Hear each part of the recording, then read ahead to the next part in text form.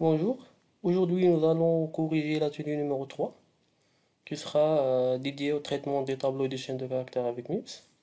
Donc dans cet atelier nous allons mettre en pratique les différentes instructions de branchement, de saut et aussi les instructions de système code ou bien les appels système. Donc comme vous avez vu dans le cours, donc MIPS offre certains systèmes ou bien certains services qu'on appelle des appels système. Donc les services offerts par MIPS. Donc vous avez les services print-int ou bien afficher en entier, afficher en réel.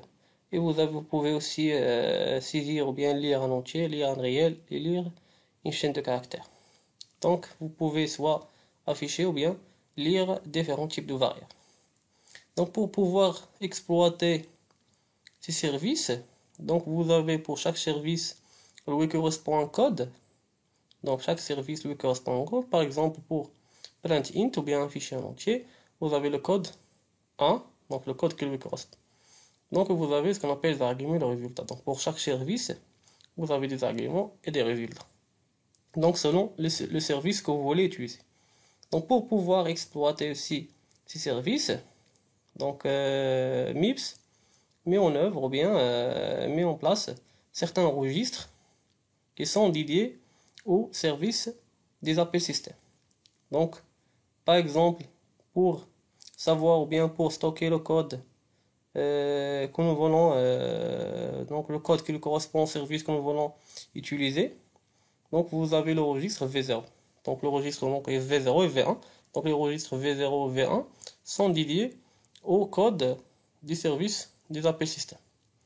Voilà, donc plus souvent on utilise le registre V0 dans lequel on stocke le service à utiliser. Donc aussi pour les arguments, donc certains services nécessitent des arguments. Donc pour chaque service on peut le dire, même donc il ressemble à une fonction. Donc une fonction qui reçoit un argument. Donc par exemple print-int, donc on peut dire que c'est une fonction, bien appelée système, qui reçoit un argument. Donc vous voulez afficher un entier, donc vous devez passer l'entier à afficher. Donc ici c'est intègre. Donc cet entier là vous devez le mettre dans un registre spécial à 0. Donc vous avez les registres dans lesquels vous pouvez mettre les arguments, vous avez le registre A0 jusqu'à A3. Donc ces registres là sont utilisés pour passer des arguments. Donc surtout s'ils sont des arguments de type entier. Donc pour afficher un float ou bien un réel, donc vous pouvez passer ce réel au registre F12, ainsi de suite. Donc aussi pour les services qui renvoient des valeurs, donc pour les services qui renvoient des valeurs, donc vous devez passer le code de ce service. Par la suite, vous allez recevoir la valeur, par exemple pour readInt, donc pour le service de lire en entier. Donc vous devez passer dans V0, dans le registre V0, vous devez stocker le code 5 et vous allez recevoir l'entier que vous avez saisi dans le registre V0. Donc la même chose, si vous voulez lire un réel, donc vous allez le recevoir dans le registre F0. Donc voilà, vous avez aussi le service XZ, ou bien sortir de programme, le code qui lui correspond, c'est 10. Donc vous ne devez pas passer des arguments, ou bien vous n'allez pas recevoir des valeurs. Donc voilà, donc le premier exercice c'est d'écrire un programme assembleur permettant de saisir une chaîne. Donc par exemple la chaîne Hello World. Donc l'objectif c'est d'afficher Hello World. Donc la première chose à savoir c'est comment stocker une chaîne de caractères. Donc les variables généralement sont stockées dans un segment de données. Donc là, on commence toujours par le nom. Donc on peut dire que c'est le nom de l'espace mémoire, str, ou bien le libellé. Donc point. Donc je vais revenir par la suite. Donc la chaîne affichée délimitée par des accolades. Ici c'est Hello World. Voilà.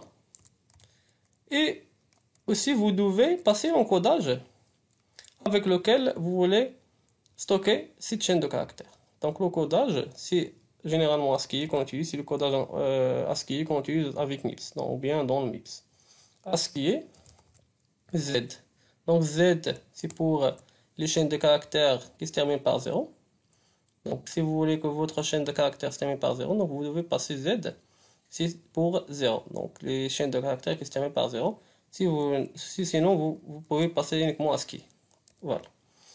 Donc, ainsi, donc par la suite, on va passer aux instructions qui vont nous permettre d'afficher cette chaîne de caractères. Donc, les instructions sont écrites dans le segment de .text, main, deux points. Donc voilà, donc ici il s'agit d'un appel système. Donc ce que nous souhaitons faire, c'est un appel système, c'est tout simplement un appel système qui va nous afficher une chaîne de caractères. Donc la première chose à faire, c'est de stocker. Donc stocker dans le registre V0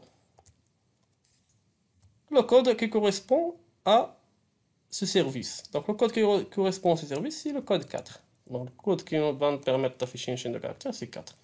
Donc, pour le faire, donc, vous pouvez tout simplement utiliser l'instruction load immediate. Donc, load immediate, nous allons charger la valeur immédiate dans le registre V0. Et par la suite, ici, nous aurons besoin d'un argument. Donc, notre argument ici, pour le service ou bien pour l'appel système, c'est la chaîne de caractères. Donc, c'est la chaîne de caractères elle-même. Donc, ce que nous devons faire, c'est tout simplement passer l'adresse dans le registre. Donc, dans le registre A0, donc il s'agit uniquement d'un seul argument, on va le mettre dans A0, et voilà, str, et l'instruction c'est là. Donc load address, donc on va charger l'adresse, du libellé str dans le registre A0. Et on va faire l'appel système. Donc l'instruction d'appel système c'est call. Donc l'instruction d'appel système c'est call. Donc c'est call, il va faire quoi? Donc il va aller chercher dans V0 pour savoir le code ou bien le service auquel on fait appel. Et par la suite, il va découvrir que c'est 4. Donc il s'agit de 4. Donc 4, il nécessite un argument. Donc l'argument, on l'a passé dans A0. Donc voilà. Donc on a passé l'argument dans A0. Et voilà, on va par la suite va afficher. Donc ces trois instructions vont nous permettre d'afficher la chaîne de caractères Hello World. Aussi, nous pouvons ajouter notre appel système pour exit ou bien pour quitter le programme. Donc la première chose à faire, c'est tout simplement charger dans V0, dans le registre V0, le code de ce service C10. Et voilà. Et ça nécessite aucun argument. Donc tout simplement, on passe directement l'instruction syscall qui va faire appel à ce service. Tout simplement. Par la suite, nous allons tester ce programme avec SysPIM. Donc voilà. Donc on va charger le fichier. Donc le fichier est corrigé en S.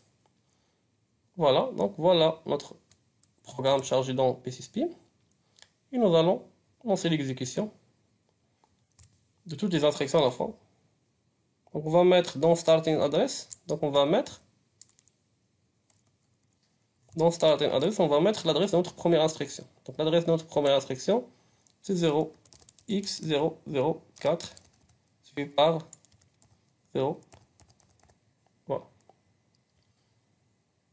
Et voilà. Donc dans command line, nous devons passer le chemin de notre exécutable. Donc l'exécutable de PCSPIM. Donc voilà l'exécutable de PCSPIM. Donc nous devons passer le chemin de l'exécutable.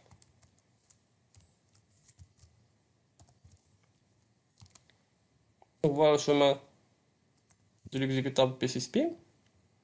On va le mettre ici délimité par apostrophe. Et voilà. Donc F5, ça va nous permettre de lancer l'exécution de toutes les instructions à la fois. Donc voilà, il va nous afficher l'instruction Hello World, ou bien la chaîne de caractères Hello World.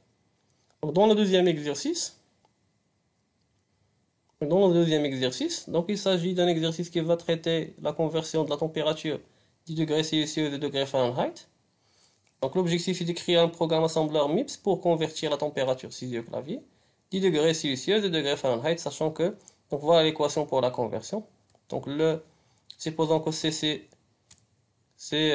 la température en Celsius, va être multiplié par 9 divisé par 5 plus 32.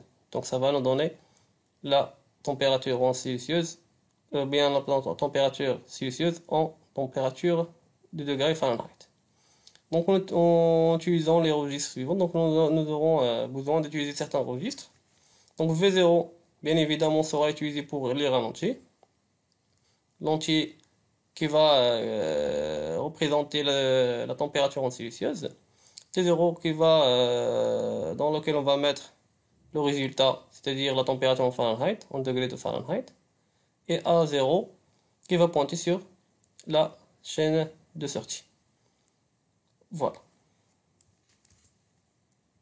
Donc ce que nous souhaitons savoir, tout simplement, c'est que nous allons demander à l'utilisateur. Donc la première chose, c'est demander à l'utilisateur d'entrer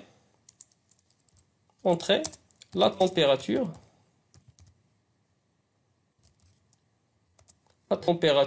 en Celsius. Donc voilà la première chaîne de caractères qui va être affichée. Donc la première chaîne de caractères qui va être affichée à l'utilisateur. Donc par la suite, l'utilisateur va saisir, par exemple, la température en Celsius, c'est pas 20 en Celsius. Et nous allons calculer la conversion de cette température en Fahrenheit et afficher en sortie la température. Donc la température en Fahrenheit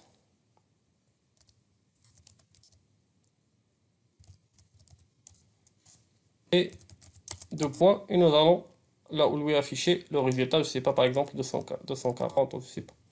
Voilà, donc nous aurons besoin d'une chaîne de caractères pour demander à l'utilisateur de saisir la température en Celsius, saisir la température, c'est-à-dire notre appel système qui va nous permettre de saisir un entier, afficher la chaîne de caractères, la température en Fahrenheit, et par la suite, nous allons afficher un entier. Donc ici, nous avons différents appels systèmes que nous aurons besoin pour résoudre ce problème. Donc voilà, je vais garder ces chaînes de caractères, donc j'aurai besoin de ces chaînes de caractères. Donc voilà, la première chose, c'est que ces chaînes de caractères vont être, on va les stocker dans le segment de données, .data. Donc la première chaîne de caractères, je vais la labeller par str, je ne sais pas, 1. C'est bon. str2 pour la deuxième chaîne de caractères. Deux points. Donc point ASCII, donc codage. Z, délimité par des accolades.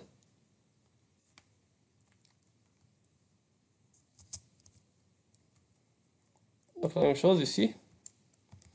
Point ASCII, Z, délimité par des accolades. Donc aussi vous avez donc vous pouvez remarquer que nous aurons besoin d'un saut de ligne. Donc nous aurons besoin de sauter la ligne. Donc la première ligne on va afficher la première chaîne de caractères plus la température en Celsius. On va sauter une ligne et afficher la température en Fahrenheit. Donc c'est-à-dire nous aurons besoin d'une autre chaîne de caractères dans laquelle on va stocker le caractère conventionnel de saut de ligne. Donc on va le nommer par exemple indel. .ASCII Z, entre guillemets, on va passer le caractère conventionnel anti/n qui va nous permettre de sauter la ligne. Voilà. Donc la deuxième chose, c'est qu'on va écrire nos instructions dans le segment texte main deux points. La première chose à faire, on a dit que afficher la chaîne de caractères qui demande à l'utilisateur de saisir la température. Voilà, donc la première chose, c'est-à-dire quoi? Afficher, demander à l'utilisateur de saisir. Donc on doit afficher la chaîne de caractères. Donc pour afficher la chaîne de caractères, c'est-à-dire faire appel c'est un appel système qui va nous permettre d'afficher une chaîne de caractères. Donc le code qui correspond, on va le charger le code dans V0. Donc le code qui correspond à l'affichage d'une chaîne de caractères, c'est 4. C'est toujours 4. Et voilà, et on va charger l'adresse de cette chaîne de caractères dans le registre A0. Et on va passer dans le deuxième opérande le libellé ou bien les tickets de cette chaîne de caractères str1.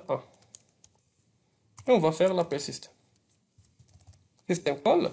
Donc ça, ces instructions vont nous permettre d'afficher cette chaîne de caractères entrée la température en Celsius. Donc la deuxième chose à faire, c'est pouvoir donc donner à l'utilisateur la possibilité de saisir l'entier, ou bien la température en Celsius. Donc c'est-à-dire, c'est un autre appel système pour read ou bien lire un entier. Donc tout simplement, on va charger ce code, elle est dans le registre, c'est-à-dire load immédiat dans le registre V0. Voilà. Donc le code qui correspond à ce service, c'est 5. Donc, le code qui correspond à ce service, c'est 5. Donc voilà. Read int, c'est 5. Donc par la suite, nous allons tout simplement faire l'appel système call.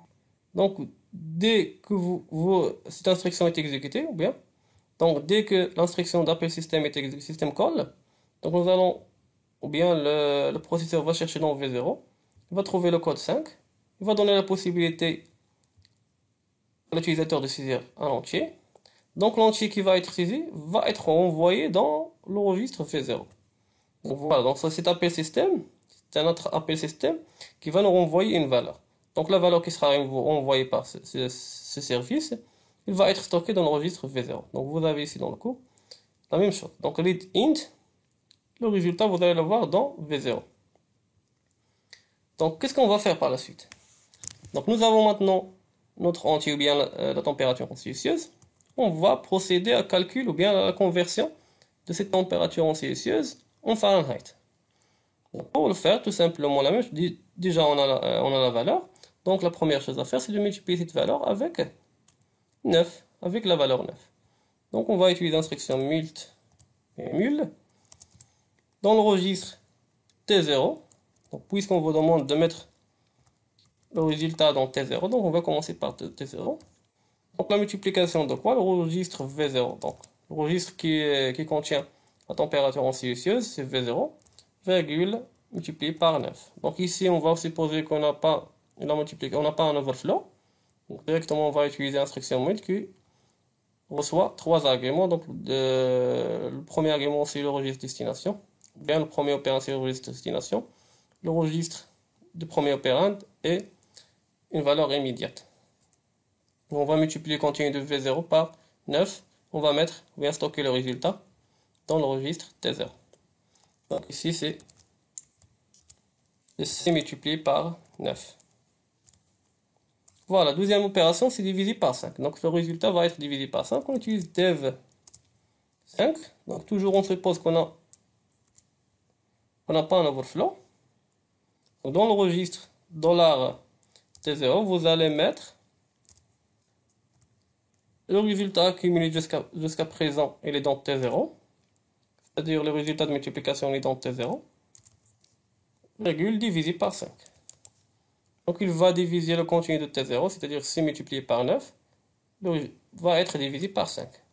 Et le quotient va être stocké dans T0. Bon, donc le quotient va être stocké dans T0. Ici c'est C multiplié par 9, tout divisé par 5.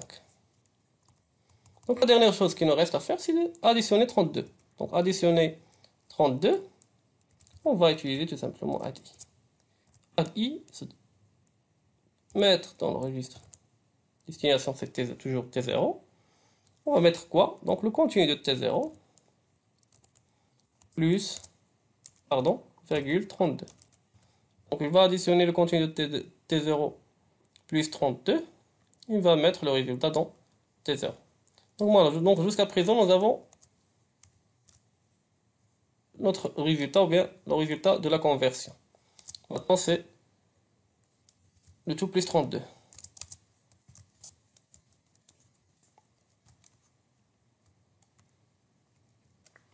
Nous avons tout plus 32.